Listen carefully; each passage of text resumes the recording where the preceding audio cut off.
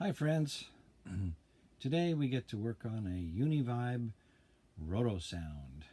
Customer sent us this old unit and he tried to fix it himself, but unfortunately the attempt didn't work, and he sent me this unit and a bunch of documentation. He was able to find some schematic diagrams and other goodies. So we created a work order here. We got some pictures to look at.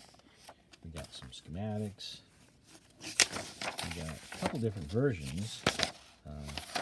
Different people have redrawn it over the years. And so we're going to try and figure out why it's not working. Basically, we can pass signal, but I found that the low frequency oscillator inside is not working. And of course, I've done a little bit of disassembly here for us already. So if we just pop this open, we see all of the pots and switches inside. And there's the circuit board.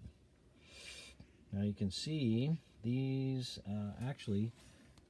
blue capacitors here are in the power supply, and he's already done a marvelous job of changing them out. And also these little black ones here have been changed.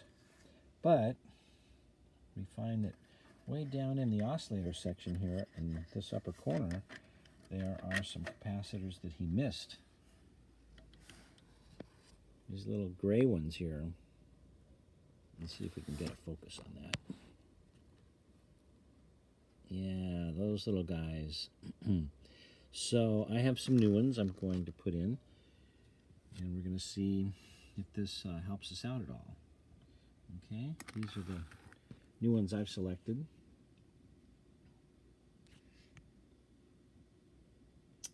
Little guys out of my inventory. We're going to remove the old ones and solder in the new ones.